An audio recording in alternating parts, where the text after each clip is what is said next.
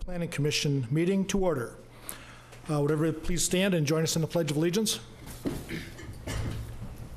I pledge allegiance to the flag of the United States of America and to the republic for which it stands, one nation, under God, indivisible, with liberty and justice for all. Thank you. You may be seated. First item on our agenda is the approval of the agenda. Staff, Julie, any quick comment?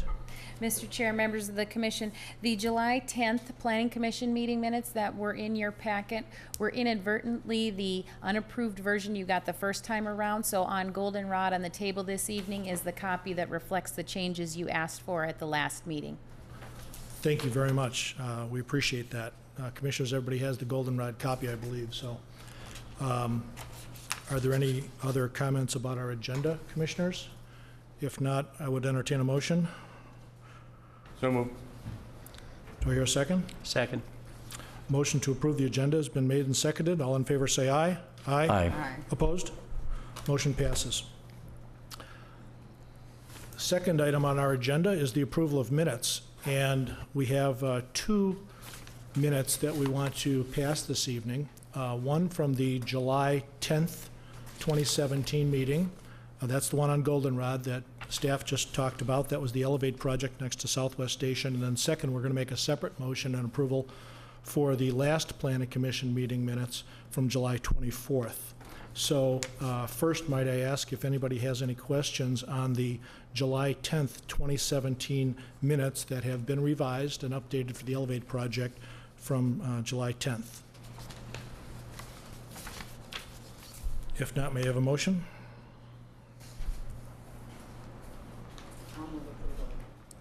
Approval's been made for the July 10th, 2017 minutes. Do I have a second on that? I'll second. Thank you. All in favor say aye. Aye. Opposed? Motion passes for the July 10th revised minutes. Next minutes is the July 24th meeting minutes. Commissioners, do you have any comments or questions? Not hearing any, may I have a motion on the July 24th minutes? Move to approve. Second? Second.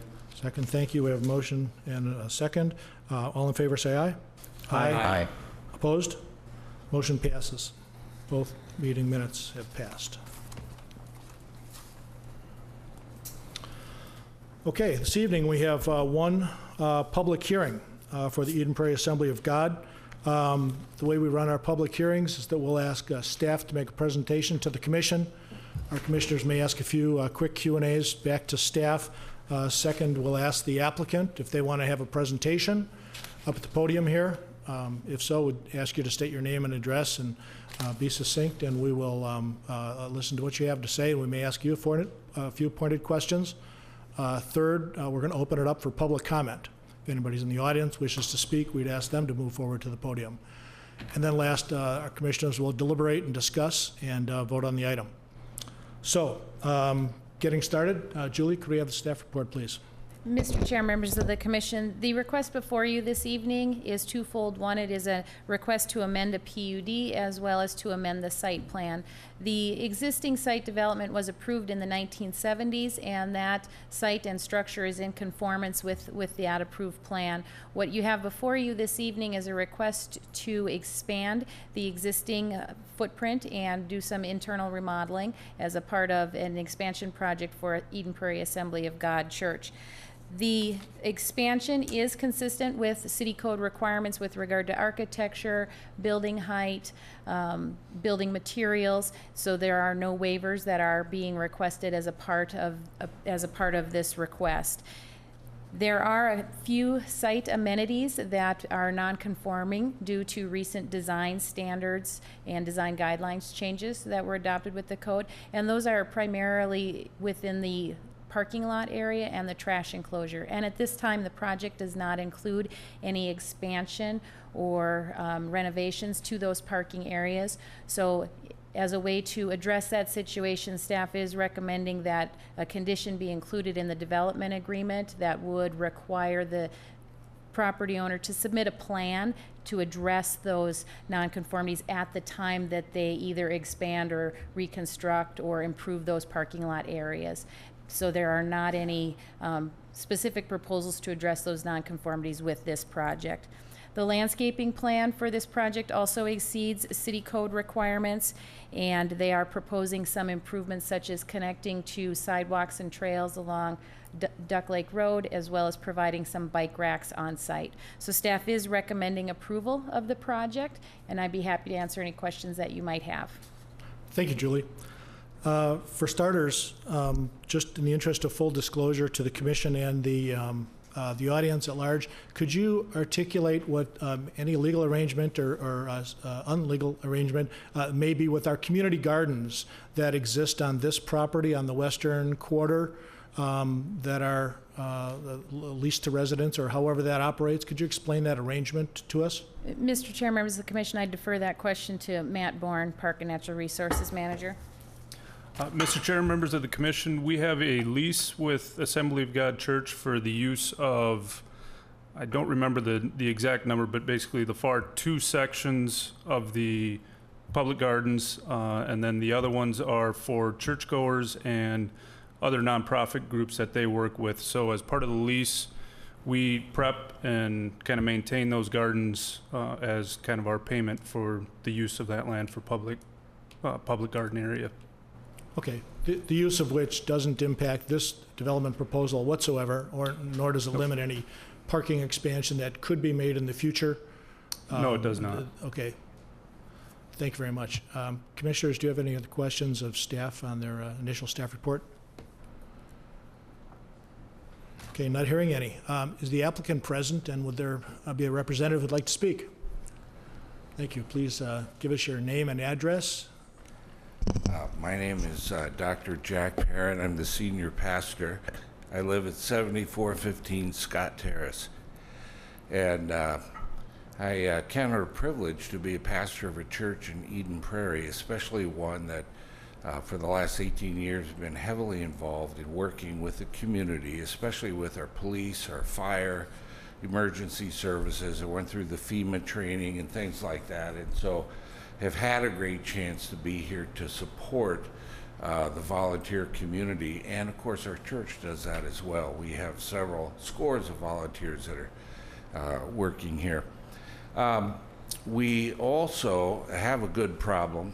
We are about 400 or 500 people on a weekend, and we keep going up to 6 or 7, and because we don't have the facility, we will go back down again, and it'll take us a year or two to get back up again. So we really need the educational space, and have been very happy with the way we have been helped and guided by the planning committee. They have been extremely helpful and guided our request, and we've had a good experience all the way around. If there's anything I could answer, we also have our architect and our representative, well, I guess both architects are here. Thank you very much.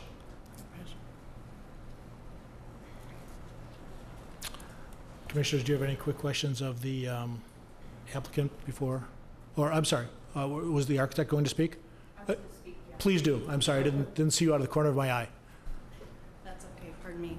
Nicole Thompson with Station 19 Architects, 2001 University Avenue, Southeast in Minneapolis, Welcome. Minnesota. Thanks for having us here. We're excited to share this project with you that you have before you.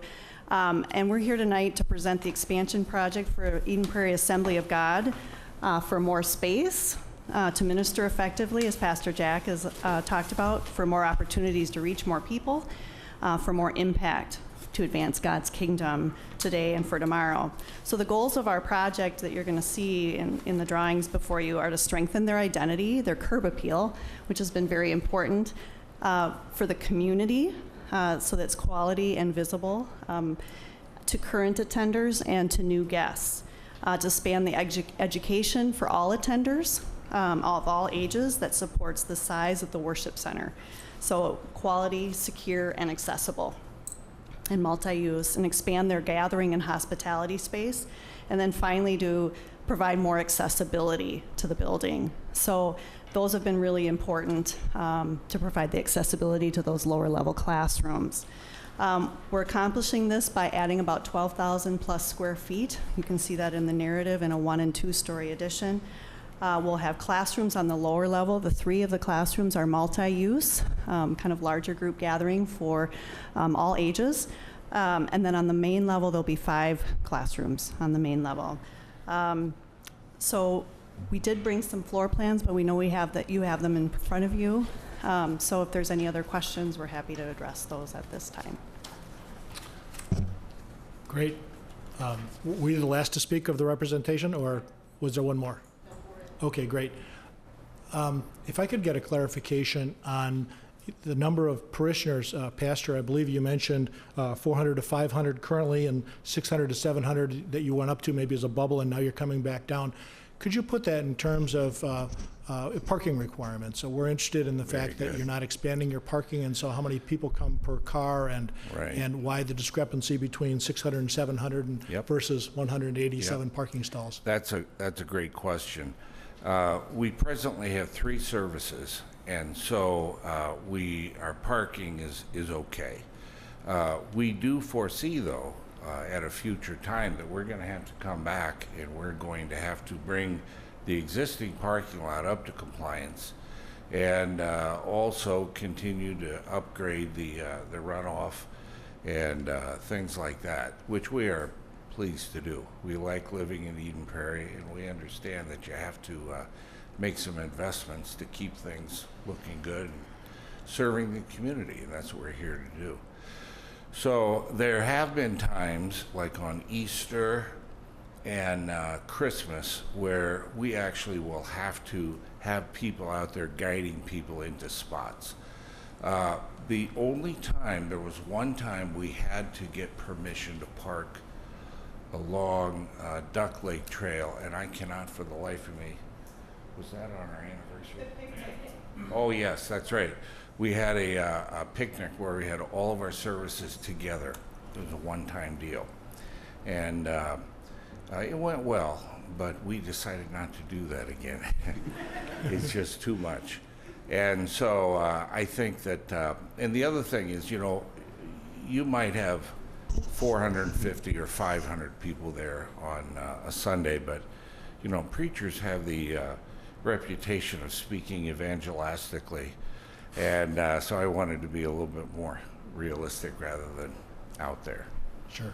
Okay. We've been here since 1975, though, and my wife and I have served for about 18 years, and 15 of those years have been a chaplain with the police department, and really invested heavily here in Eden Prairie, so it's a great place to minister. That's great. Maybe stay up here for a few more questions. One of which I just want to address is in our staff report, there were comments made that you had a neighborhood meeting. Yes. Maybe someone could summarize the neighborhood meeting for us just in a sentence or two, but the follow-up to that, there was a comment that you made about the project being scaled back due to funding limitations. Yes. Could you put that comment in the context of future improvements that you said might be on the horizon, with the disconnect between maybe not having enough money to do this improvement, but then you're already looking forward to another? Very good, very good. We think that this project should be about $4.3 million, and we didn't want to go up to 5 or beyond that. We were real conservative in our estimates and in our fundraising. We have a certain amount on hand, over $1 million, things like that. But we also realize that there is coming a time when we're going to have to do something by building an administrative area. We're also going to have to increase the sanctuary size, but before we do any of that, I think that we're going to have to address the parking issue. We're going to have to add more spots. Like I said, bring up our existing parking into code compliance. And it's a good parking lot, but you know, sometimes you have to go back through and meet the new requirements. We certainly would do that as our next phase. So as soon as we get the 4.3 paid into a little bit, And that's when we'll start talking about the next one. I'm thinking within 5 years, we'll be back here again. And then after the parking lot and the trash enclosure, we have to put a roof on that, things like that. All of those things will be done in the next phase. Then we'll come back after we pay for that, and we'll talk about expanding the sanctuary area, because by that time we would have enlarged the parking lot. It would have been satisfactory to the Planning Commission. So we now the reason we did that was trying to keep a handle on costs.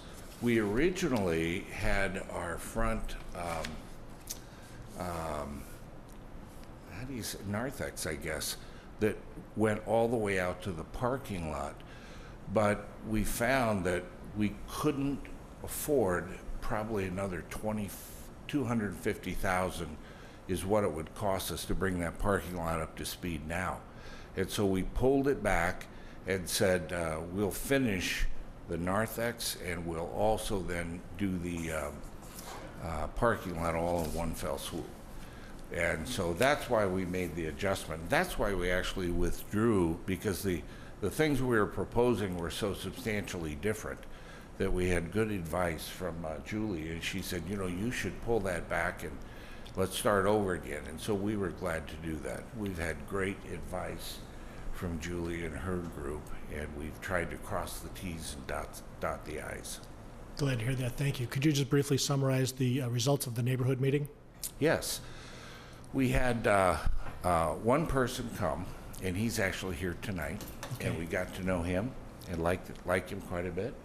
We also had a fella that stopped by down at Station 19 who worked in the area, and he wasn't able to come to the meeting, but he had questions. And my understanding is his main concern is that on our south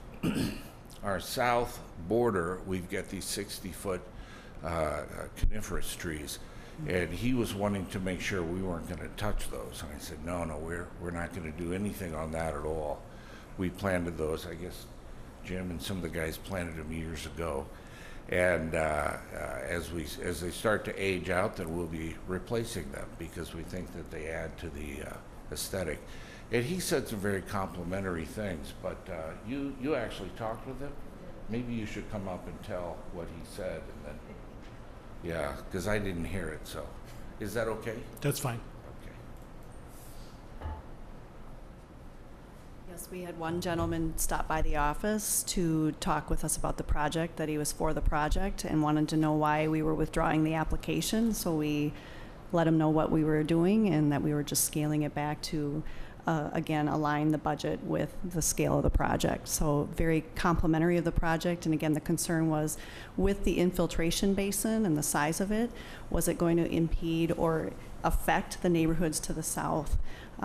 So we just assured him that it was not going to, and actually we did reduce the size as part of this submission and the trees. So Great. thank you. Thank you very much. Commissioners, do we have any quick questions of the applicant's architect or our pastor before we open it up for public comment?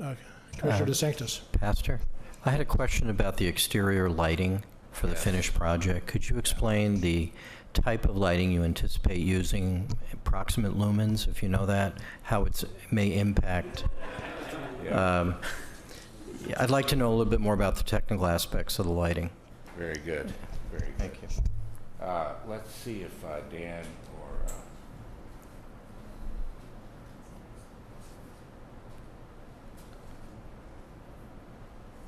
here we go. I'm Dan Torgerson with Station 19 Architects. I live in Ramsey. Dan, can I have spelling your last name? Torgerson. Thank you. We're not adding, to answer your question, we're not adding much exterior lighting. The parking lot lighting will all remain. And then there's certain code requirements for exterior doors that need light. So that's basically where we're adding LED downlights, basically. So there won't be any light spread into the neighborhood or anything. That's what I'm assuming you're concerned about. It's basically its footprint, the light footprint, right? So it'll be downward facing Correct. bulbs. Yep. And basically just at the exterior doors, of which there's 2.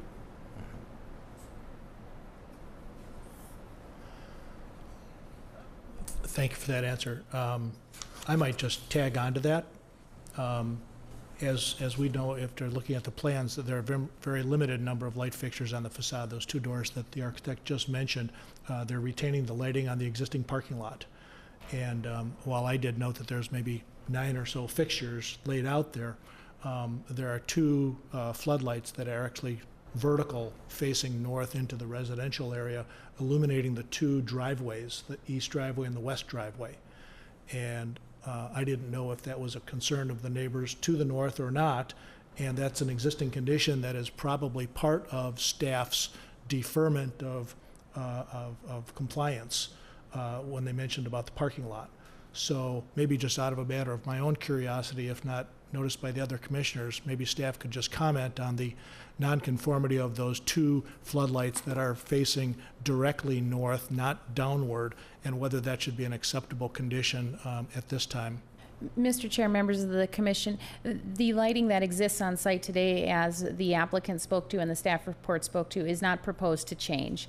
Staff has not received any negative feedback or concerning comments from the neighborhood about that lighting. The nonconformities that exist in the parking lot largely have to do with parking lot islands and the other design guidelines that were recently adopted by the Planning Commission, so it was not specifically intended to address the lighting requirements. So as a part of the broader parking lot expansion or improvement project that the church anticipates over the next 5 years, I would expect that as a part of that, they'll be looking at lighting as well. It's, you know, those things usually go hand in hand with one another, but staff has no concerns with the existing lighting conditions on site. Thank you, Julie. Commissioners, any other questions of the applicant at this time before we move on?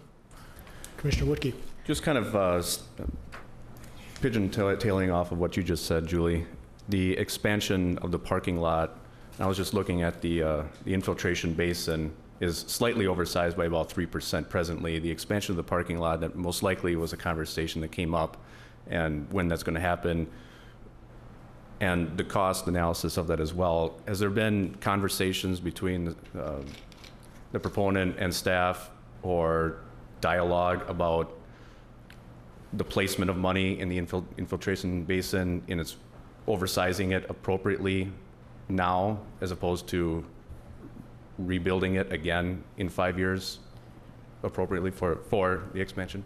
Mr. Chair, members of the commission, as a part of the review of the proposals that the church had brought forward initially and the proposal that you have in front of you, there were several discussions with regard to how to address the infiltration area.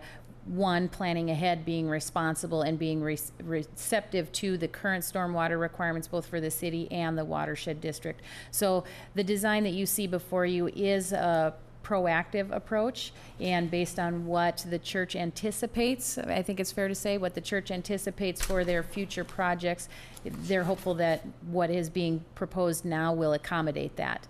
Of course, they'll have to revisit it at the time that they come in case there might be some changes with what they propose, but at this time it's anticipated to cover the expansion. In the phasing of the overall site design, you mentioned phasing. There might be 2-3 phases over a course of time. Has there been any ghost platting as to locations of the various, the infiltration basin, the utilities, and the size and nature and scope and scale of the parking lot improvements, and then the admin building that you're talking about? No, not yet.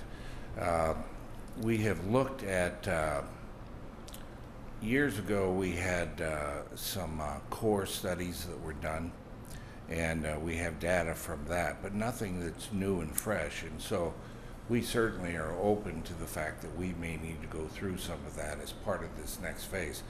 And we also realize that it's quite likely that even though we're 3% over, we may end up finding out that's not enough.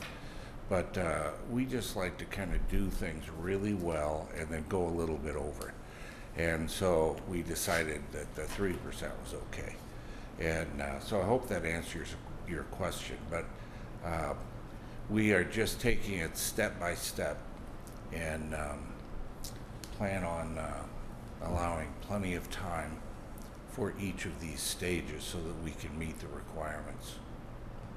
Thank you. Commissioner Higgins? Yes, I have a question about something that's in the staff report regarding, it's on page, I guess it's page 2, under the grading and utilities section, there's then a request for early release of permits, and that's something I'm not familiar with, in particular for the time I've been on the Planning Commission, and wondering what the status or what the thoughts about that are, or if somebody would like to address that whole process, or what needs Julie, to would be. you like to address that for us? Mr. Chair, members of the commission, I'll take a stab, and if I miss anything, Mr. Newton will, I'm sure, help me out.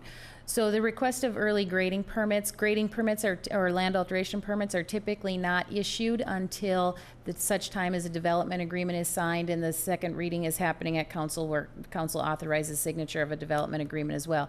Now that we're getting towards the end of summer and looking forward to fall already, it is not out of the ordinary for a development to request an early release of a grading permit prior to the development agreement being signed. Any work that is done as a part of that is, of course, at the developer's own risk, and that is something that the city council needs to authorize. Typically, the planning commission doesn't see those requests because those requests are submitted prior to city council, and they're the appropriate body to authorize that. But in this instance, we know that the request has already been made, so we wanted to let the commission know that that was part of the overall request as well. So no particular action or specific action required on the commission's part. It's more of an FYI. Thank you. Any other commissioner questions for the applicant? I do, and perhaps the architect would take a stab at this as well. I noticed that there's some bike pedestal location mounted, and it looks like it's northeast corner of the existing Yes. parking lot there.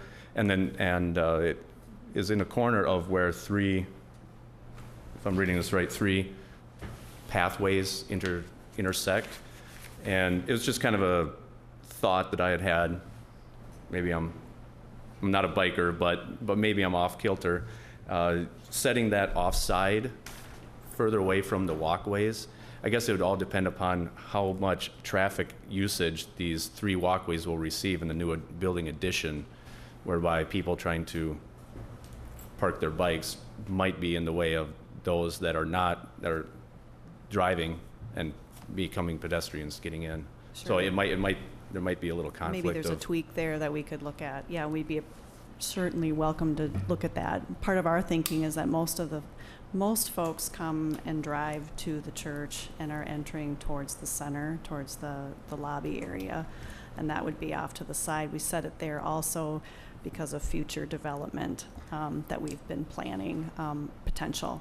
But I think there's a little tweak there that we'd be able to consider if we needed to get it out of the way of the parking, or the walkway, pardon me. So, yeah, It's just a suggestion. sure. I haven't been to that church in a while, but it's just a suggestion. Appreciate it. Thank you. Yep. Any more commissioner questions of the applicant before we move on?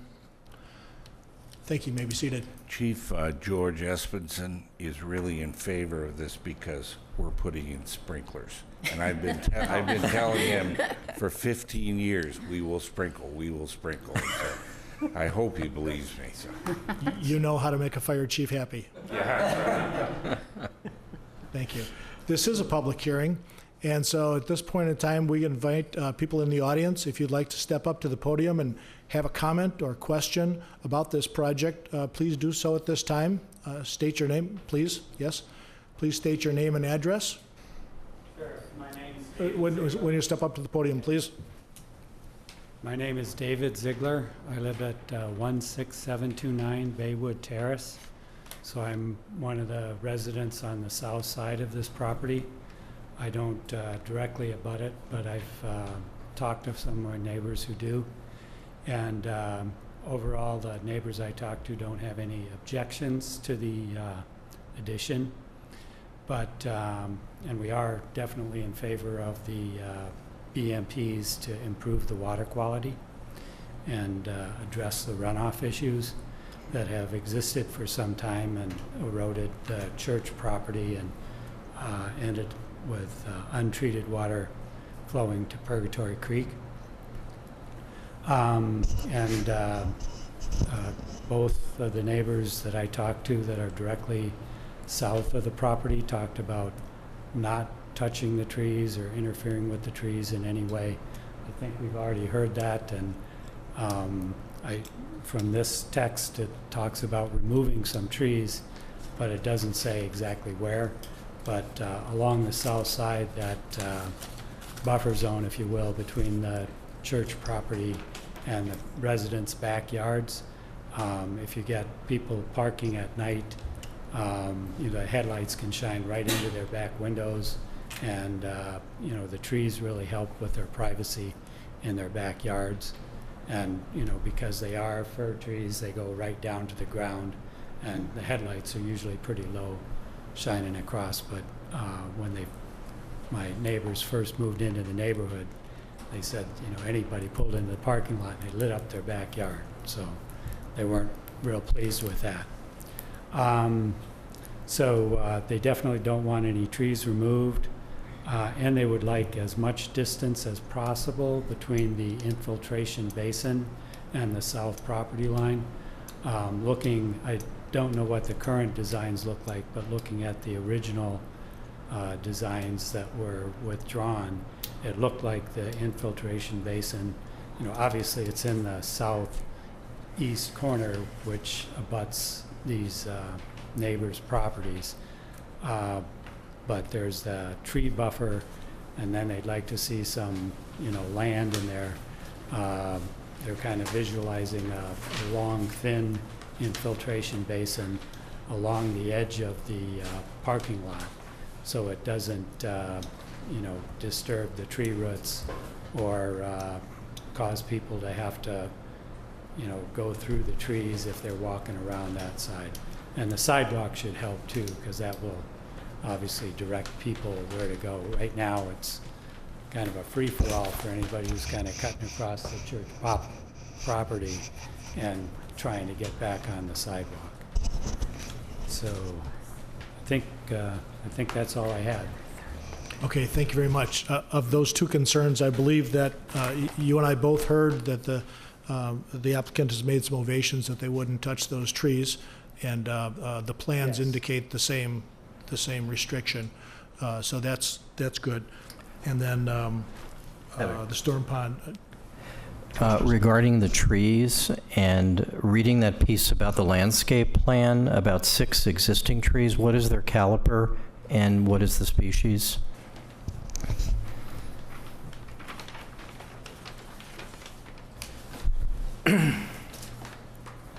I know about 3 of them. They're flowering, deciduous, and we asked about moving them, and because we like them, could we just move them? And an arborist told us that they wouldn't make the move. I don't know exactly what kind of, are they what? Crabapple? Flowering crabapple. Yeah. Okay. And so those are going to have to be moved, and we certainly look forward then to replacing them with even something that's also fairly mature.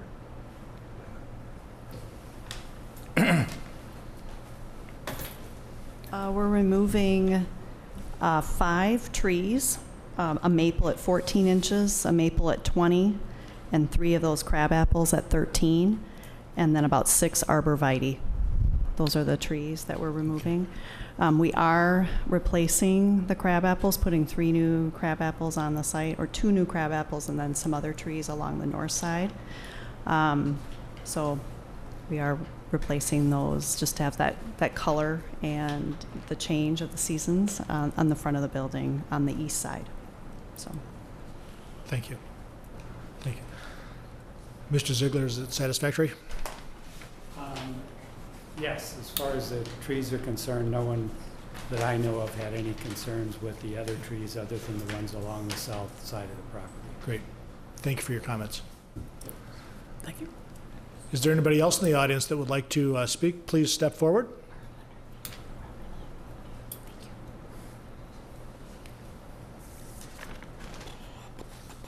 State your- And thank you. My name is John LaFontaine. I live at 16391 South Manor Road. I'm about a third of a block from the church. I have a couple of questions. I haven't seen any dates when the construction is supposed to start. Does anybody have those dates? Why don't you finish with your questions, then we'll address them one by one. Okay, So date of well, construction start, yep. my concern with that is that the church has graciously been a polling place ever since I've lived there. And I was wondering if the construction, if it takes place at next year's November election, is going to prevent them from being a polling place. Okay, all right, very good. That was question number 2. Do you have a third? Yes. I was wondering if their membership keeps going up, as they say, if you're going to find it necessary to put a traffic light at the corner of Duck Lake Trail and Eden Prairie Road, because there are times right now when turning left onto Eden Prairie Road from Duck Lake Trail is not a lot of fun, and it's kind of dangerous because they're coming up the hill when they're going toward Highway 5. So I was wondering if that is part of the plan either now or possibly in the future. Okay, thank you, Mr. LaFontaine. Appreciate those questions. Let's try and take those one at a time. Date of construction start, I believe, based on staff's comment about your requesting an early permit this fall, it sounds like they're going to be breaking ground as soon as this project is approved in the fall of 2017, but I'll let the applicant speak to the finish date so that they know the completion duration, and maybe you can weave that into the second answer about the polling place. I'm not sure of the dates, but I do know that we have a sanctuary that's large that doesn't have pews or anything. We use chairs and they're movable, so we certainly can still serve as a polling place even during the construction. Now, what about dates? I think It's one coming up this November, too. Thus the request for the early packages. Sure. We're hoping to start construction in October and then complete April or May of 2018. So the polling for next November would be in November of 18 would be available from how we're looking at the construction schedule, barring everything goes well here. There is also an election this November for the school district. Do you function as a school district election space? All right. Okay, thank you. Thank you very much. Would someone over there, staff, like to address the issue of the potential stoplight or traffic situation? Chair and members of the commission, first off, that is a county road, so ultimately any decision about whether or not a traffic signal in there or does or doesn't go in there would be the decision of the county. That said, as with any intersection, we'd continue to monitor that, and if something became problematic, we would work with the county to see what could be done. With the church of this use, the times that of church is busy don't really coincide with the busy times of a road, like a PM peak hour, AM peak hour. That's not a time the church would really be adding traffic to the area. So in that sense, it's not a major concern that an uptick in traffic or the size of the congregation is going to necessarily impact the need for a traffic signal at that intersection. Thank you very much. So clearly, this project proposal did not require a traffic report. And if they come back with a church expansion project, might that project trigger a traffic study? Yes, this one did not, and I think it was mainly because no expansion of the parking lot, no expansion of the sanctuary. But if they do come back in the future, I think we'd want to look at the size of the expansion and whether or not it would trigger a traffic study. Thank you. Commissioner Higgins, did you have a follow-up? Yes, just to follow up, when construction is underway, that's another thing that I don't think we thought of until, and I didn't think of until just now, but it may well be that what the neighbor has suggested about that particular place may be something that you'll really want to be mindful about. I don't turn on that intersection very often, but when I do, it gives me pause even now, and even without any activity at the church. The way the Eden Prairie Road takes a big curve there off to the northeast, maybe, when you're going to even downhill, there is a big question in my mind, and especially because of the amount of traffic we have in this part of the metro. on those arterial types of streets, it's not an inconsiderable thought to see if we can sort of stir the folks at Hennepin County to take another look. My question is, whose jurisdiction is it to adjust the speed limit on County 4? If I remember correctly, it's 45 miles per hour just north of your church in that intersection. And I'm wondering, does the Hennepin County have to adjust, do their traffic engineers make that determination, or can the city engineer here provide input and potential modification of the speed limit? Chair and members of the commission, actually the state of Minnesota is the one that monitors speeds in the state of Minnesota. So from a city, we can do a resolution that we would provide to the county, and the county could then request a speed study of the state. Past history has shown that when we have done those speed studies, that if anything, it actually shows MnDOT would be recommending an increase in speed, not a decrease. When we have done that, we have typically made our resolutions that we would only be interested in a decrease in the speed limit. We've only done it a couple times, and I think we've never actually ended up with a reduction in the speed through that process. But it is certainly something we can pursue if it's desired of the commission. So perhaps in lieu of a lower speed limit, there might be an intersection improvement, Right. Safety project rather than a reduction in speed. I'm playing your job, sorry. But, right. Yes, well, I mean, we can continue to look at the County Road 4 corridor. That is a challenging corridor. I think that whole corridor, it is a rural, unimproved roadway in the way that we look at things. We have expressed that to the county. At this time, it's not a high priority in their system in terms of improvement. Those are expensive improvements, but we can continue to look and see if we see an opportunity for any scalable improvement. Bottom line is that intersection performs at a level of service that's acceptable to the city, the county, the state. Correct. Thank you. Any further any further questions on that particular neighbor who came up? I just have one quick one with our Eden Prairie Comprehensive Guide Plan update and the online mapping, interactive mapping system with the community. Has there been any real pinging of that intersection by members of the community that placed their little comments on that interactive map? Chair and the members of the commission, I'm not aware of any of that. I'd have to go back and look at the details. That one has not popped up as one that I've noticed. Okay, thank you. Is there anybody else in the audience that would like to speak? If so, please proceed forward. Not seeing any, thank you. We'll close the public comment section right now and deliberate amongst our commissioners here. Commissioners, I might suggest, I don't know if anybody else has a handful of questions or comments or discussion items.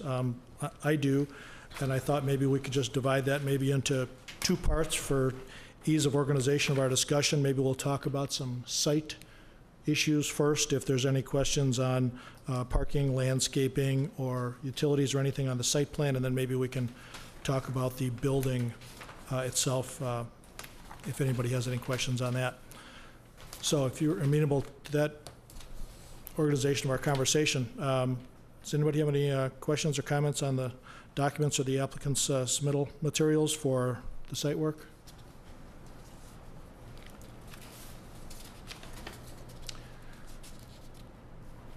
I will jump into my list then.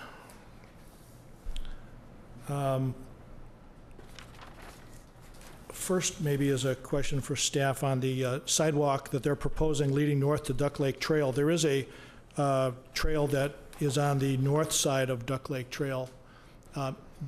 Is a crosswalk warranted? We've talked about traffic safety already, but right now their sidewalk just leads to the edge of the road. Is a crosswalk warranted at that location?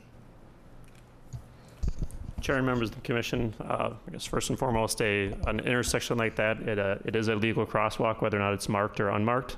So fundamentally, it would operate as a crosswalk either way.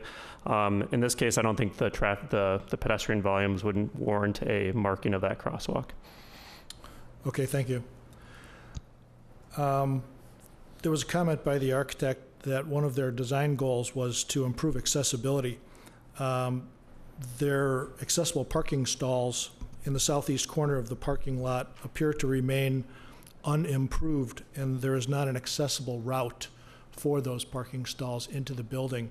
I would like to, if this project proceeds, I would like to make that a condition. The building inspector may also require that as a condition of the building permit, but I would think that would be a fundamental item to make an improvement and not fall back on the non-conforming aspect of the parking lot for that particular accessible compliance item.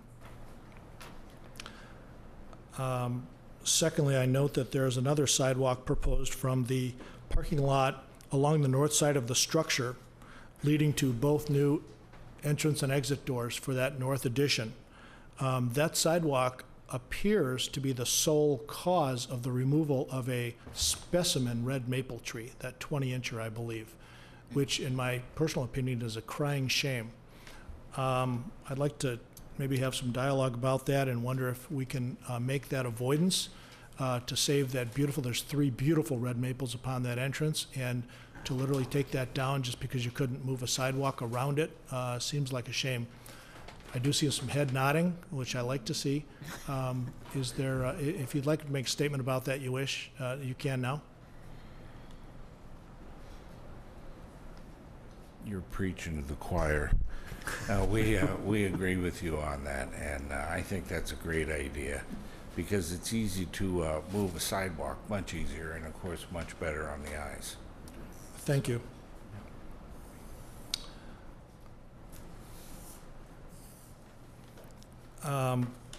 Following up on the landscaping items, it appears you've simply concentrated all of your new landscaping around the addition, and you have not made any attempt to spread out new landscaping improvements anywhere else on site. Your existing large monument sign along Eden Prairie Road is unadorned with any landscaping up to its base. It just has sod, and so it looks like it's just sticking right out of the sod. And your sanctuary building, as you know, is quite a large structure with very little groundscape around its perimeter, except for those tall arborvitae hiding your exit stairs on the east side. And I find it a little confusing why you'd spend all the time and attention placing landscaping solely around your addition when maybe the scope of the project, you need to look more holistically at that. I'm a little bit concerned by that, and I'd be interested in other commissioners' comment on that finding.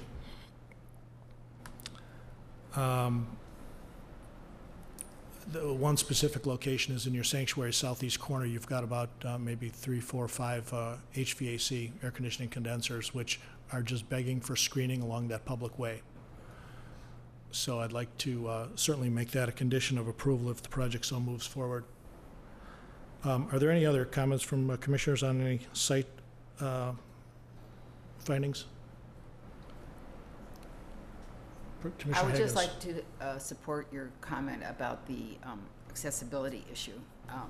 Driving around there today, I thought the same thing and was puzzled why in the report it doesn't kind of give some opportunity, even though you're not changing the parking per se, and even though it doesn't need to maybe do anything more than have you designate some places and make the necessary, alignment of the sidewalk so that folks can get in and out easier. That would certainly be. Am I to understand that there is no emblazoned crosswalk on that street, the intersection of Duck Lake Trail and Eden Prairie Road? No. No, there And isn't. I would think that as the church expands and there's more activity, and again, considering elderly, handicap, and children, I think it behooves the city to look at that more carefully and demarcate the crosswalk more explicitly. I'm going to chime in and suggest that crosswalks are always a good idea. However, the configuration of that particular crosswalk would connect the 2 trails along Eden Prairie Road from the north side of Duck Lake Trail to the south side of Duck Lake Trail. There's no entrance to the church from the south side of Duck Lake Trail.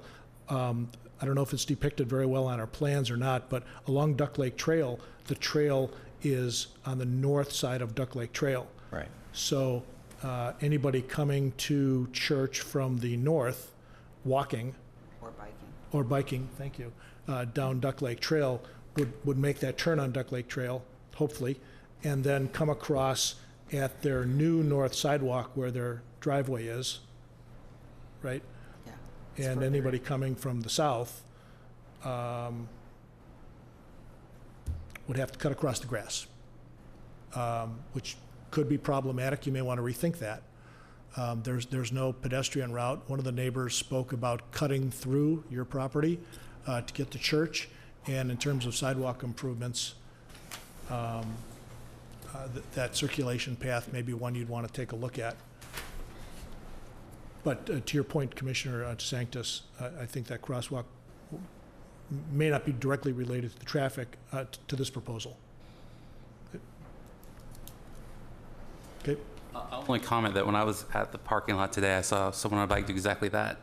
They come and cut up from the southeast corner and went right through the parking lot and all the way up on a bike. So they're already cutting through it, and that's gonna be where the And they figured it out. so the thing's gonna be on the southeast corner now. Yeah. Okay, if there's no other site items that were worthy of discussion, maybe we can engage in a conversation about the building architecture materials. If anybody has concerns about that, before I make mine known.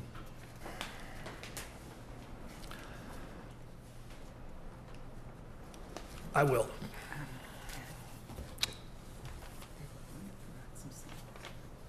Oh, thank you. In the staff report, it teased us with the presentation of a materials board that hasn't been presented to us yet. Is that available? Mr. Chair, members of the commission, if the applicant does not have one with them, it's very possible that we may have one back in the office. I can certainly go take a look as you discuss further to see if we have that available. Okay, I don't know if it warrants your absence from the meeting, but it would be nice to see. If it's available. Yeah, yeah. But again, I don't know if that warrants your absence. I'm happy to go look. Okay, let's continue on for a moment, if you don't mind. Thank you.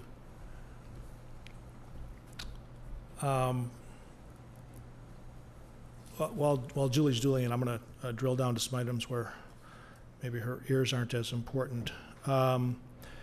The drawings depict your existing sanctuary as not getting any new work, I believe, and yet there's some wood siding striping on the building that's relatively prominent, even though it's the same color as the building, and it's not depicted on the drawings as existing. And I just wanted to make sure that you weren't intending to have that removed so that the building will look like what you've drawn, or did you just omit it, not knowing that it was there and you're going to keep it there?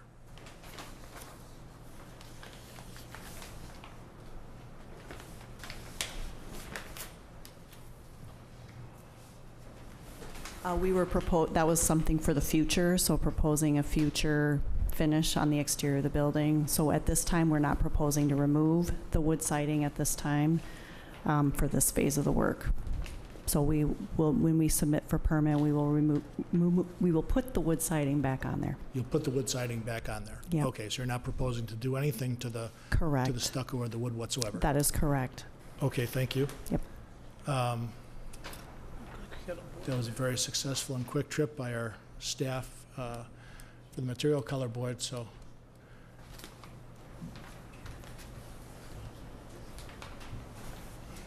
That's being passed around. Question about the metal panels. There is a short specification about the type of metal panels that you'll be using as a primary material. The particular product that you specified, this Uniclad 500, is a very low-grade, lightweight sheet metal material that is subject to oil canning and has no dimensional stability whatsoever, not like a MCM panel, pardon the vernacular, or any other solid metal panel that is more pleasing to the eye in a wall version. And you architects know that typically we would select something like that, maybe for a soffit or something like that, instead of a primary material on a large road.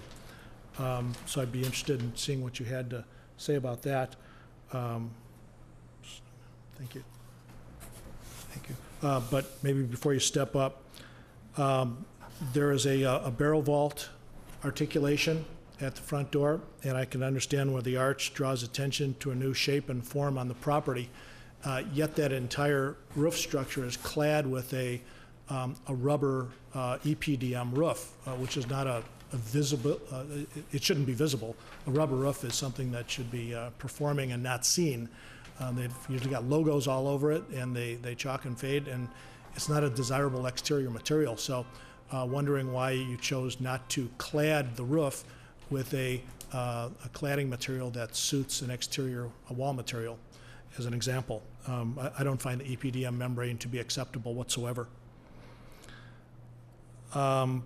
The general topic of the introduction of new and different materials, you're introducing brick, precast concrete, modular retaining walls, and the metal panels I spoke of before. All four materials are new foreign materials to the existing building. Understanding the non-conforming use of the existing building and how maybe we don't want to completely maintain the existing architecture for obvious reasons. You heard the architect speaking about a goal of re-imaging, I believe, and rebranding, if that was the word you used, which I think is a noble gesture. That said, it doesn't seem to be cohesive or integrated with the existing building, and I'm bothered by that. With the timing and the possibility or lack of possibility of future improvements, or the lack of a master plan that you're going to be following without knowing how the sanctuary is going to be remodeled. I'm very concerned about the quantity of new materials and the lack of relationship to the existing structure.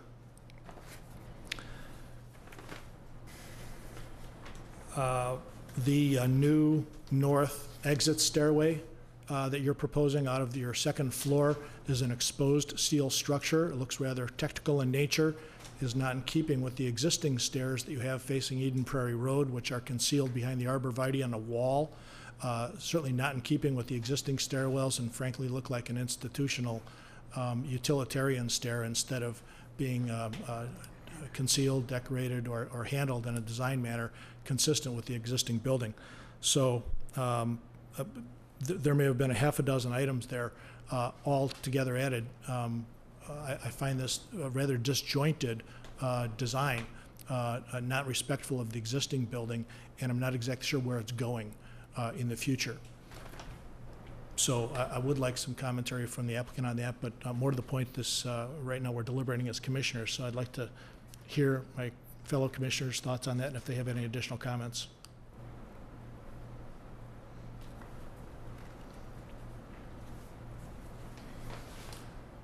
Not hearing any at this time.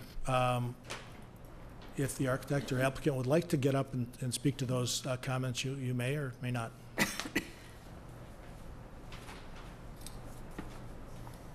Thank you for your comments about the building, and I appreciate your desires for a cohesive building. We do have a full master plan for the project that we have worked through with the client.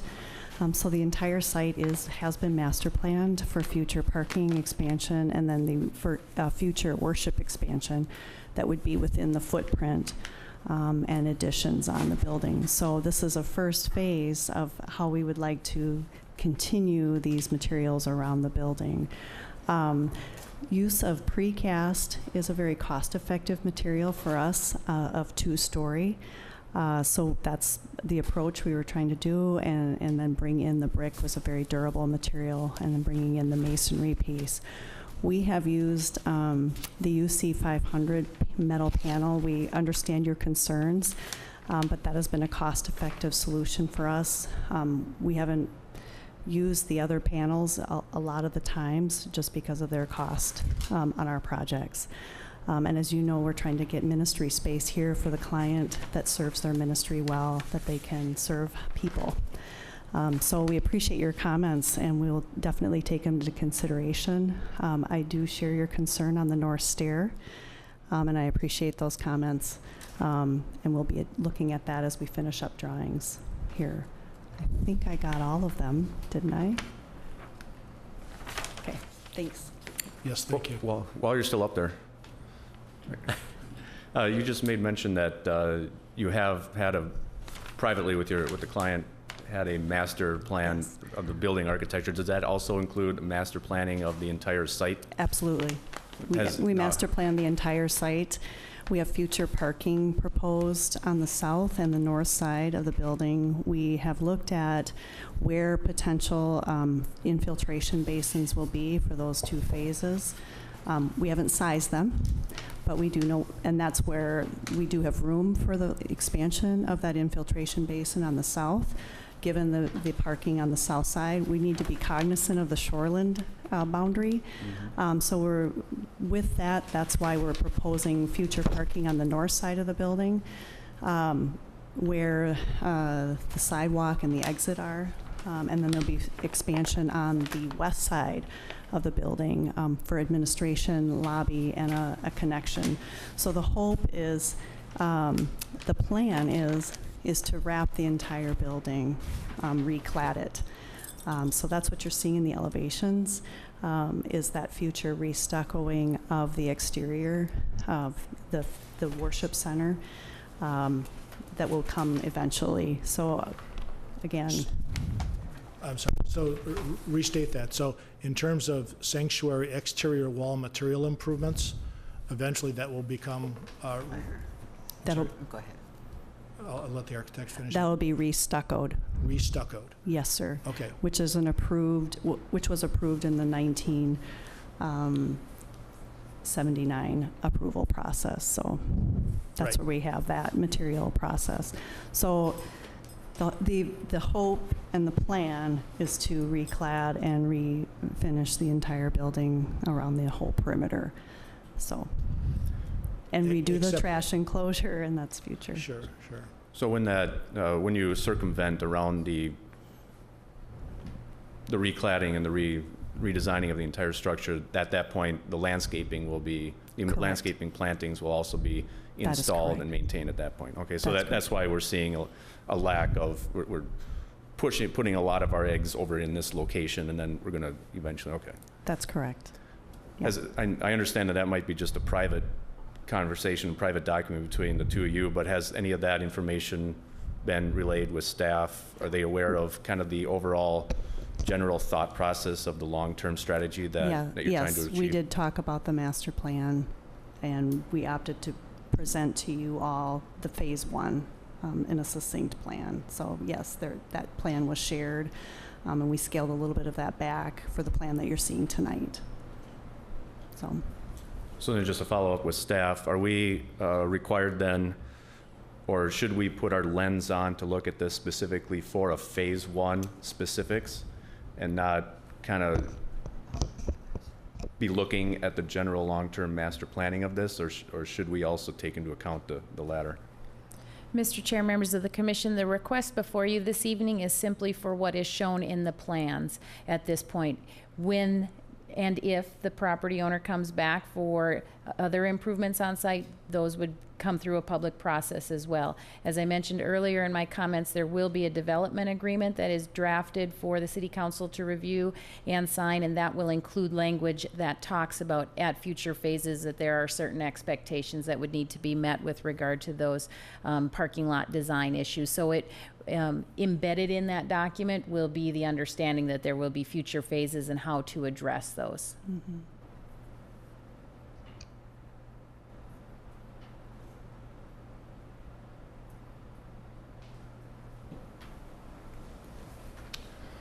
Commissioners, thoughts, comments?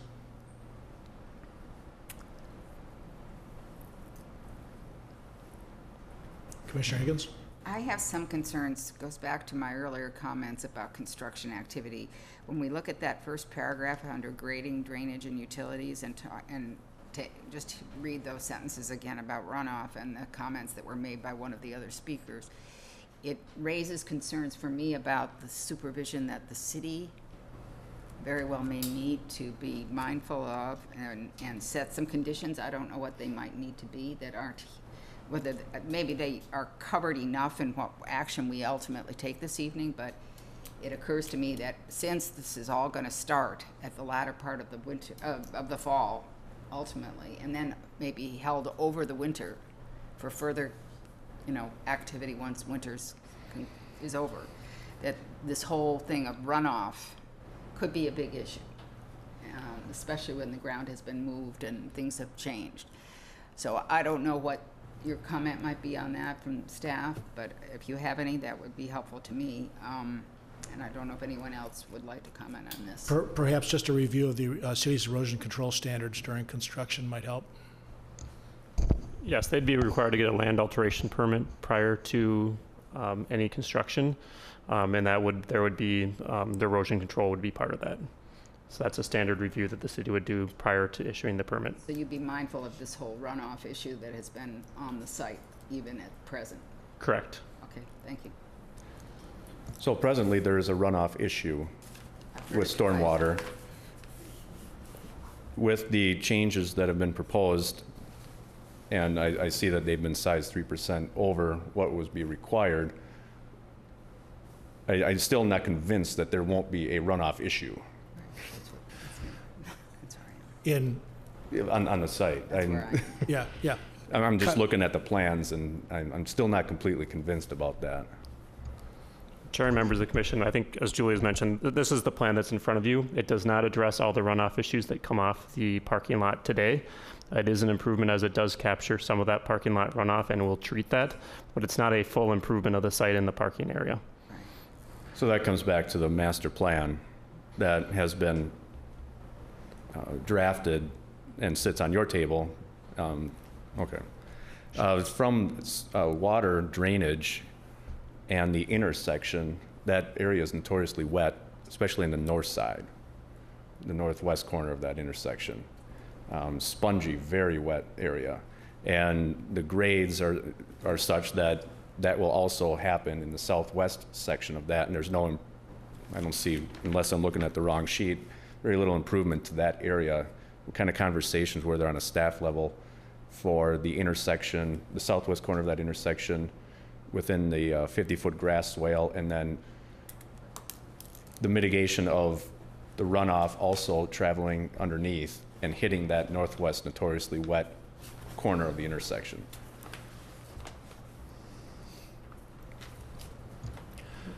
Chair and members of the commission, I think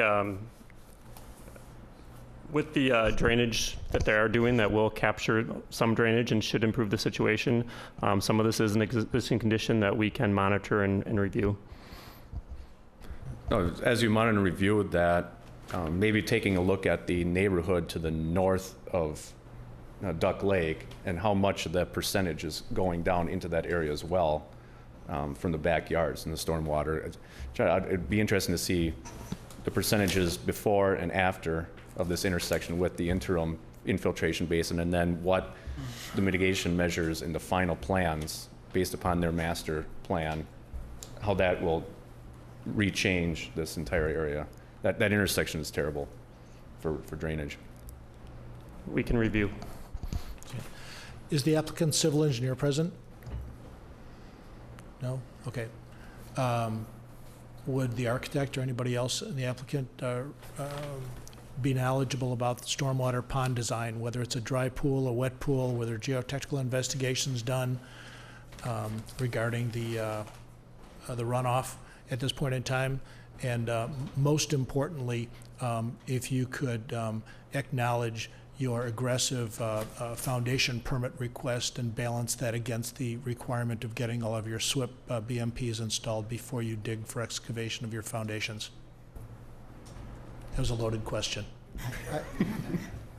I'll try to answer the ones I remember, I think. The best management practices, that's required in order to get a permit from the city, so all that will have to be in place before any digging could start. The stormwater basin is basically designed to hold 4 inches of water for up to 24 to 48 hours. So there should never really be much standing water in there.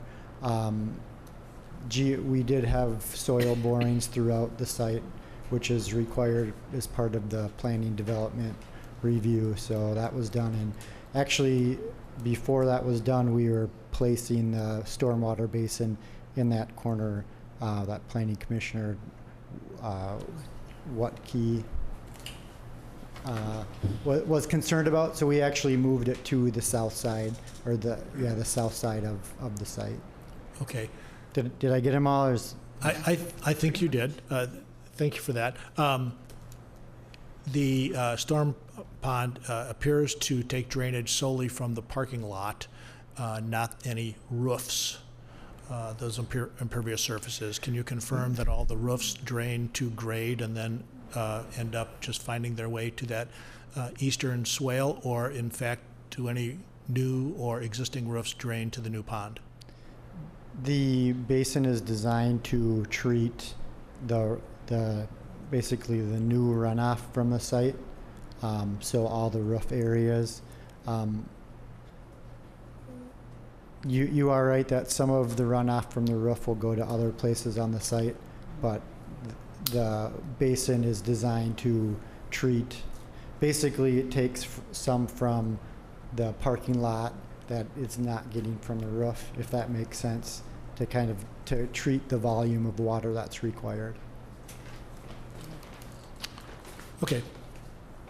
Thank you. Thank you. All right.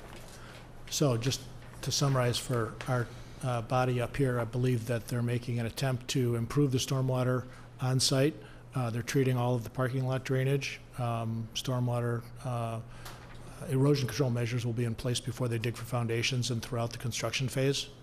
So I think they're making a good effort, and they'll be watched by the city inspection department as well, have their requirements.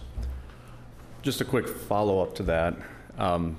In your master plan, I keep coming back to this master plan, that eastern side where it is a natural low spot swale, is there a conversation about natural vegetative, no mow or low maintenance with deep root structures that have a really high filtration mechanism to them in that swale area? I mean, it's bound to be kind of wet in general.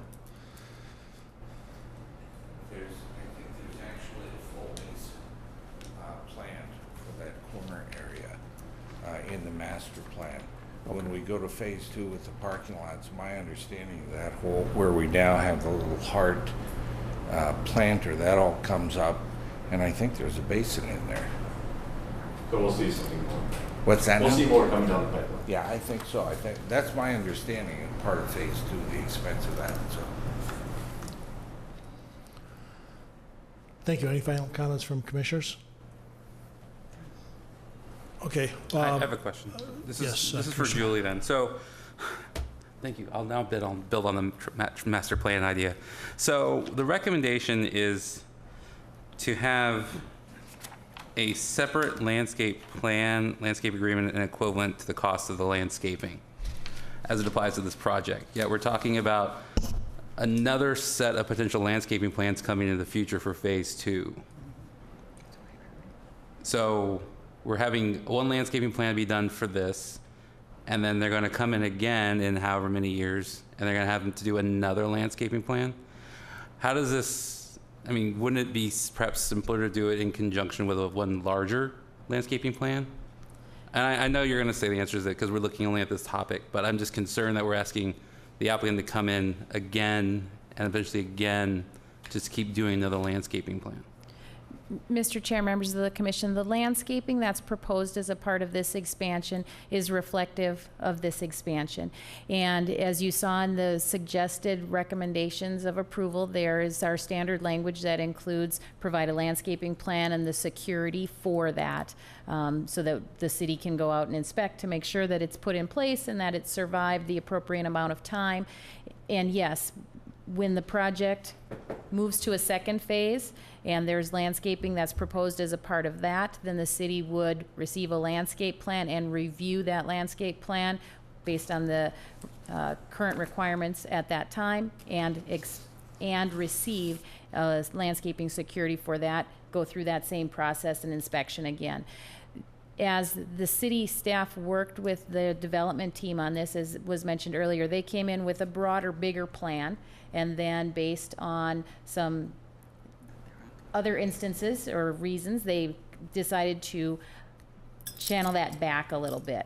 So with what we're looking at today, I certainly do expect that there will be expansion plans in the future, but looking at what the capabilities were that they have at this time, it's probably better to take a look at what landscaping can be installed. Let's work to get that done rather than have a master plan that possibly either has to be revised because maybe landscaping standards change, or their master plan now changes in the next 5 to 10 years. And we can keep an eye on those things as those individual phases come in. It's really not all that different than other larger scale projects that do phases, and we look at what is being proposed today. We implement in those stages and collect securities at that time.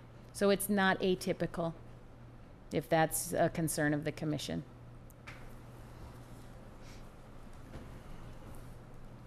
Thank you, Julie. Okay, well, I think we're getting close. I feel an obligation to articulate my primary concern.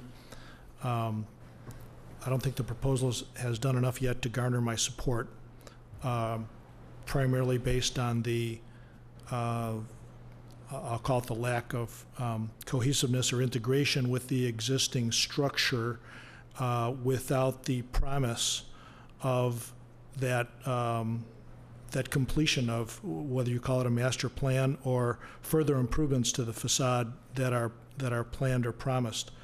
I find the materials not relating to the existing building, and frankly, I think it'll look like two projects: a new project abutting an old project with no relationship. That's dragged down my approval opportunities, personally. I think they were nice enough to offer some conditions that we talked about with the saving of the maple tree, screening in front of some HVAC units, and maybe improving that utilitarian stair on the north. I'm not sure, but those don't add up to substantial architectural improvements in my eye at this point in time.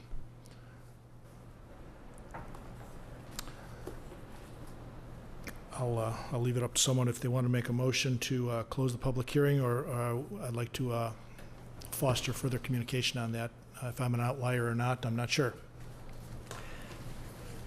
I have an additional question about wall signage, and what were you thinking of in terms of an actual finished product, dimensions and material?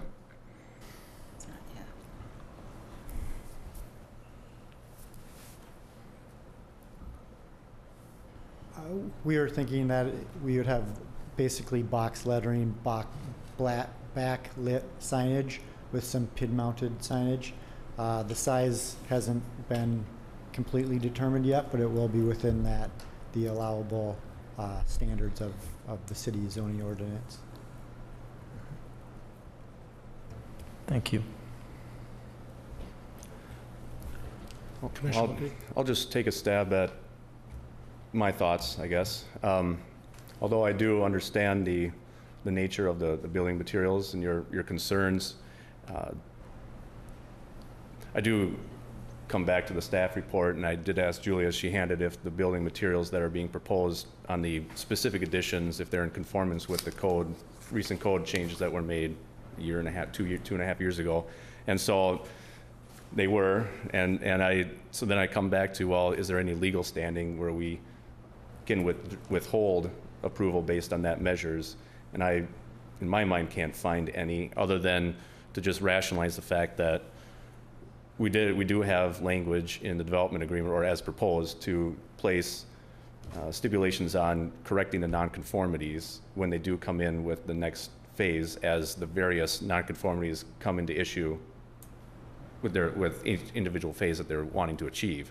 I think that might be enough in my mind to warrant moving forward into the council chambers on this project, given this one phase. Now, there is still some overall master plan issues that I have, some of which I think will lie upon the shoulders of city staff, explaining the future of that intersection and that entire area. But I think I would feel comfortable in moving forward on those grounds. I'd like to interject something if I could, please. I've been rather quiet tonight, which is kind of unusual, but I've listened and I've defaulted to your professional expertise, and I'm going to back up on that as far as your concern with material. The one thing I think we got to sit there and ask ourselves as commissioners is when we're looking at redevelopment in Eden Prairie, are we putting up too many roadblocks, whether it's integration? This is beyond the material side itself, but the integration itself and making it too difficult. Because what's going to happen as we're looking at our commercial base in Eden Prairie, it's about 40 years old, much of it right now.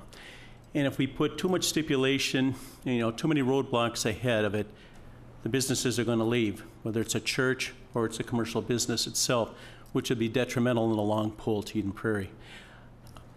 While I'm going to, again, default to your professional expertise, and I do totally understand your concerns on it, I could, again, myself, move it forward to the council chambers itself on there for final resolution on it.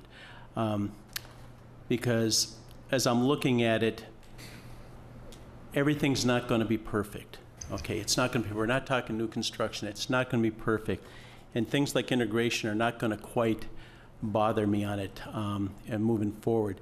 I would like some more input from you, Commissioner Farr, about the material concerns you have, because that certainly is something that I would want to be considered on it for you.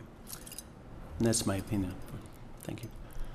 Mr. Chair, members of the commission, if I could interject for a second, might I suggest that you close the public hearing before you move into very serious deliberation of the application before you this evening? I would entertain such a motion from the commissioners. Move to close the public hearing. Second. Motion's been made to close the public hearing. All in favor say aye. Aye. Aye. Opposed? Motion passes. Thank you. We can continue to deliberate. Was someone jumping on their microphone or? Okay. I'll try and maybe re-articulate and add on. In no way am I trying to derail this project. I think you're going after a terrific project. I'm happy for your growth and support of our community, truly. When I drove around the site, I thought I could do it just once, and I've lived a half a mile away for many years. There are some architectural shortcomings that the building has. You know that, and that's okay. We're not trying to ask you to knock it down and rebuild something. I'm not, or I don't think anybody up here on the commission is. But there's no sense of drawing from anything that's there in what you're proposing. Your existing monument sign along Eden Prairie Road has a few square feet of face brick on it with some stone accents. I see some new face brick. It doesn't have the stone accents, and I haven't been told if it matches, so there's no relativity. I see some field stone on your monument sign. I see no field stone out of the retaining wall was built of modular block. It appears to me as someone just went to the hardware store and picked off the shelf what was on sale. And I believe that your budget does not support your program. I believe that the architect was charged with solving your program inside and has run out of money outside, period. Your budget does not support the program. And that's the fundamental problem I'm having that is demonstrated through the exterior materials shortcoming. The project deserves more uniformity from the existing to the new. The new, on its own, we love the face brick. The precast concrete's just great. We love the use of glass. everybody likes metal panels here. I think the material selection of gauge was improperly specified, and I would challenge the architect to make sure that was a better, higher quality product. They're trying to use interesting forms, but it is just a foreign solution on next to this large sanctuary project, and there's no integration. The end result, I'm going to be disappointed with. So I don't know if that helps you and where I was coming from. I want the project to proceed as well. I just think that it lacked the design integration, and enough said. Enough said. That was my position. It hasn't garnered my support.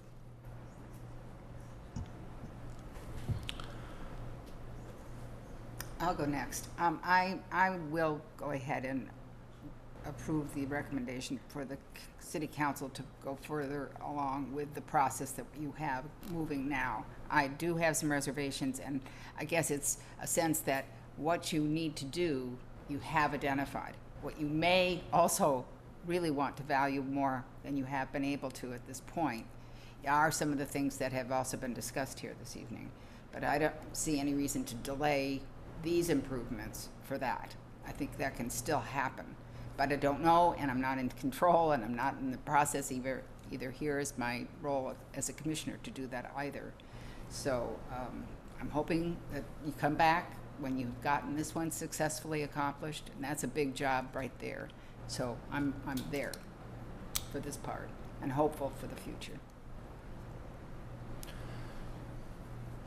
Thank you. Any other commissioners wish to speak? Mr. Chair, by what remedies or what pathway do you propose that the party amend their project proposal? Well, I'll let staff comment after I make my own opinion known. I think we have two paths forward. One would be a path to recommend approval, potentially with conditions. I think I had mentioned maybe a couple conditions that they could volunteer and would be acceptable to, and you could add other conditions if you wanted to appease any of my exterior material limitations, with future additions being compatible with exterior building materials that they're starting out with or something like that. But I think that's path number one, is to vote for approval and have the city council listen to our deliberations, and they can make up their own mind. Path number two would be to recommend, would it be a continuance, Julie, or we don't normally go out and deny projects? If so warranted, that would be another path of just a continuance once they come back with revised plans. Mr. Chair, members of the commission, the second alternative that Commissioner Farr is referring to, because the public hearing has been closed, would be to table a decision on this matter and provide direction to the applicant and to the city staff as to what changes it is specifically that you're looking for, so that they could potentially bring back a plan that supports and meets those objectives as stated by the commission. Another alternative that I may offer is, as a part of this project, if it were to move forward to the city council, if there's specific language that the commission would feel comfortable with inserting into the development agreement in order to address some of these issues with regard to phasing of the projects, city staff would certainly be happy to carry that specific language forward in a draft development agreement that would essentially put the development or the property owner on notice as to what the expectations would be moving forward. Just a thought. Thank you. Thank you. So there's a few choices to choose from.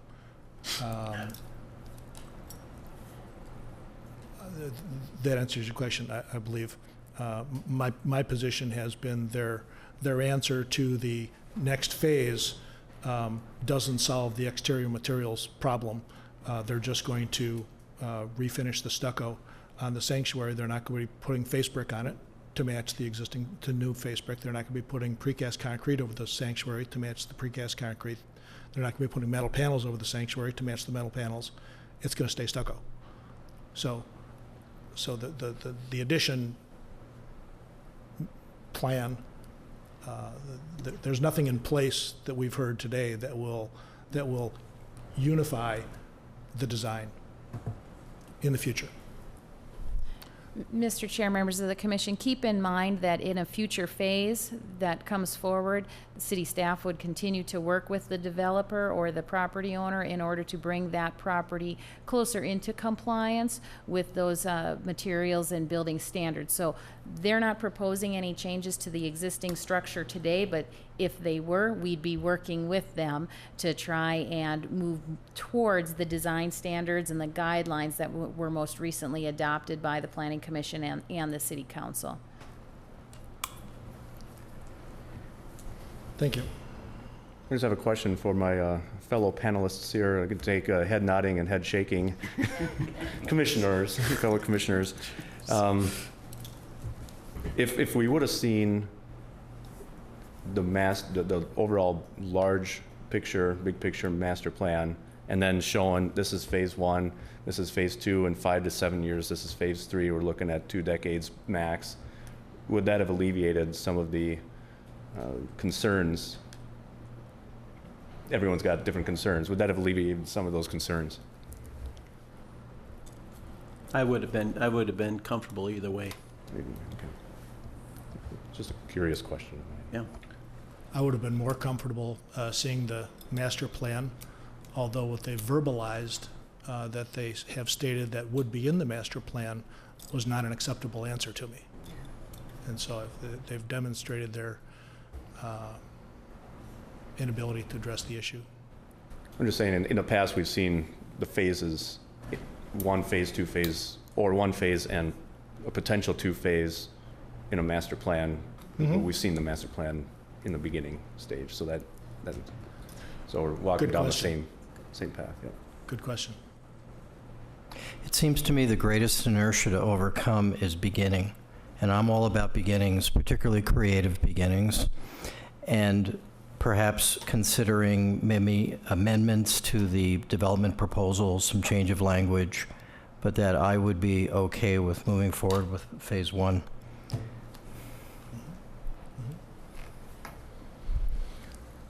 Are we to the point where anybody would like to entertain a motion or try and craft some language that would be, you want to run up the flagpole?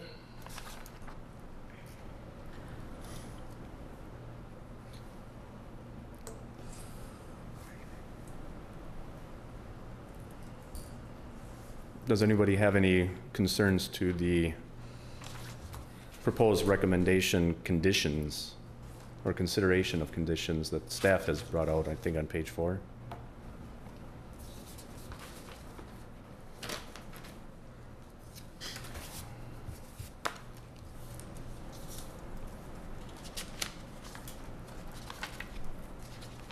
Commissioner Farr, I was wondering if I could just ask you a question, please. Is there any language that you see that would help solidify it, that could be added into it?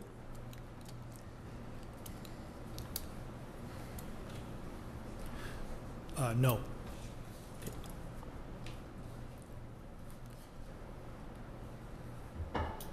No, not at this stage.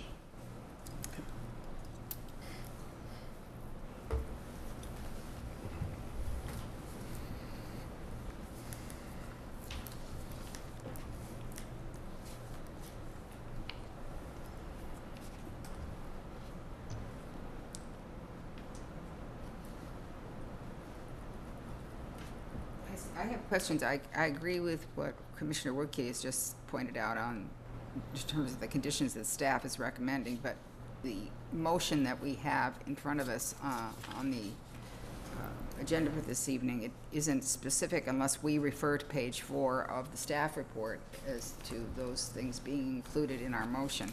And I think that we've stepped through those, and I don't think they're issues on which we differ, actually. But they also don't address any of the things that Commissioner Farr has been talking about, so I'm not sure we're really getting as far with that as we might be able to, but I don't get a sense that we have unanimity on this, so we may have to have some attempt by some of the things you'd like to have us conclude and see if we can get a majority of the commissioners to support that. Sure. Well, I think just going down the list, I had circled 4 items. One of the items was I requested that the architect save the one more red maple tree and reconfigure the north sidewalk north of the building. I saw head nodding there, and I think that was a nice gesture of compromise. I asked the architect to comply with the Minnesota Accessibility Code regarding the existing accessible parking stalls in the southeast corner of the parking lot, which were not shown to be improved on the plans. I think that should be a condition of approval.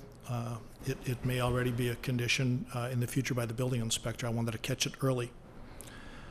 I asked for some landscaping in front of the HVAC units in the southeast corner of the sanctuary. I believe there was some head nodding by the applicant there as well. A nice gesture. And then I also was a little bit concerned about the lack of perimeter plantings around the existing sanctuary. They're only providing perimeter plantings around the addition. And I think that will look a little funny. I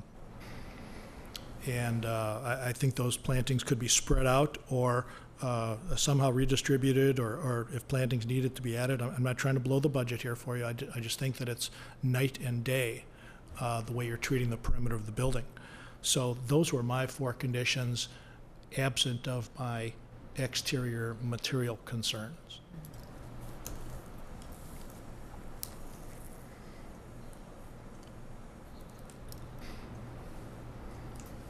I could go along with that also, what you're saying. That makes sense. And if there was any desire to add language to address some of my concerns and pass this along to council,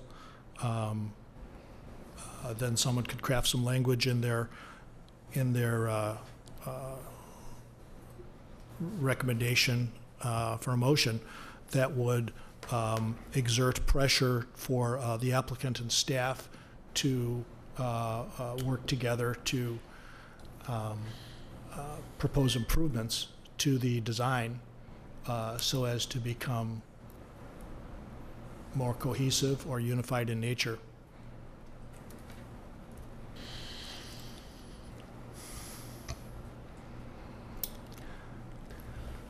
Just taking them one by one. I don't have any problem with any of them. I guess the perimeter plantings around the existing building, I think that might be addressed when they redo the existing building. They're going to plant twice.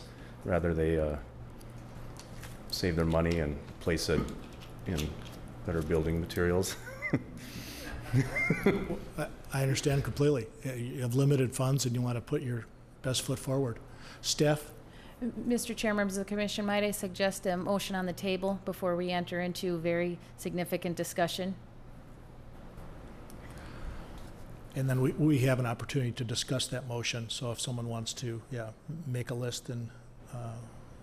Oh, do we have a motion? We don't have a motion. We closed the public hearing. We're looking for a motion to either recommend approval with or without conditions, or a motion to table the project until they come back with a more satisfactory proposal, and we'll see it in the next meeting. I think those are our 2 logical choices at this point in time.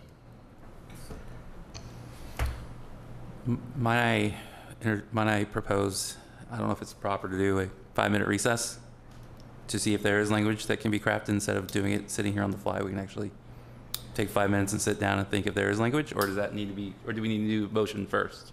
Mr. Chair, members of the commission, if the commission wishes to add conditions to an approval or wishes to craft language with regard to direction to the applicant as a part of a table, that's something that once the commission is discussing that, if you're comfortable, staff can certainly work to craft how that is specifically integrated into either the project moving forward or continuing to work with the applicant. We're certainly able to take your conversation in your direction, but I might suggest a motion on the table, and a motion maybe not exactly reflective of what staff had proposed in your staff report tonight, but there might be some conditions you want to add to that. So just we're correct in what motion opportunities we have. We have approve, we have deny, and we have table.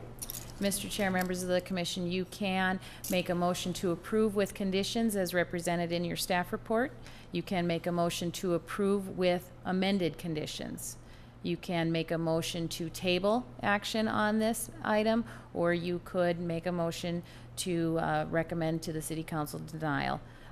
If you recommend denial, we're going to need to craft some specific reasons as to why that is your specific recommendation, and that may take a little bit more time, but staff can, if you discuss that, again, staff can certainly craft those findings. Is table just another fancy word for continue, or is it different? And if it's not, can we reopen the public hearing to continue? Continue means that the public hearing is still open, so the public hearing is being continued to another night. It's a table because the public hearing has been closed, and the tabling is of the discussion, or what's being tabled is the decision of the planning commission, because at this point it's a planning commission discussion, not a public hearing.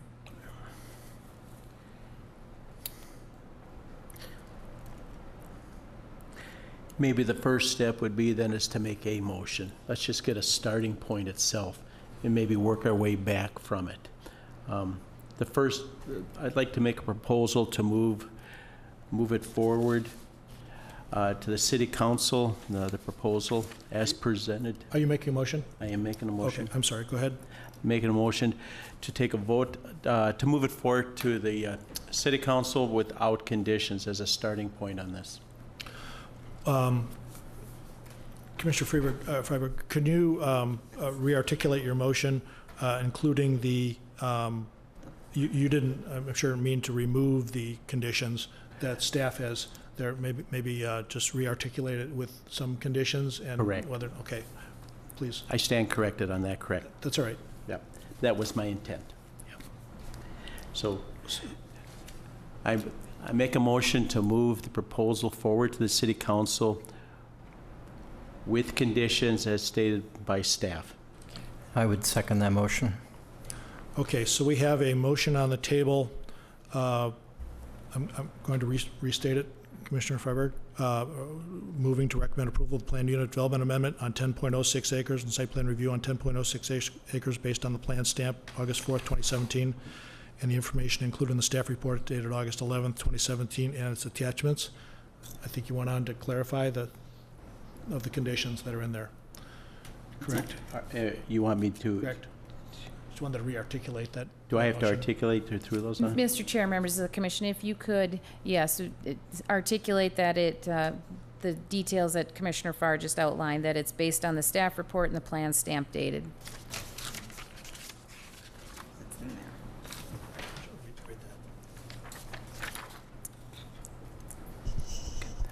I move to recommend approval of the planned unit development amendment on 10.06 acres and site plan review on 10.06 acres based on the plans stamp dated August 4th, 2017, and the information included in the staff report dated August 11th, 2017, and its attachments.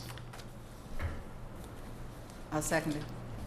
Second by Higgins. Okay, thank you very much. So that's what's on the table right now, so we can call that and get a vote. If it passes, we're done and you're on to city council. If you want, we can vote that down and entertain another motion that has more conditions or a table, but that's a choice of at our commission. So, Mr. Chairman, I have a question. Yes. For Julie. Is the term "the information included" mean specifically the staff recommendation language? Yes, it does. Okay. Okay, so we're going to vote on the proposed motion. All in favor, say aye. Aye. Aye. Opposed? Nay. Motion passes 5-1. Congratulations. You're on to city council. Good luck with your project. Okay, so that was the public hearing item. I don't believe there's any planners' reports. Are there any members' reports this evening?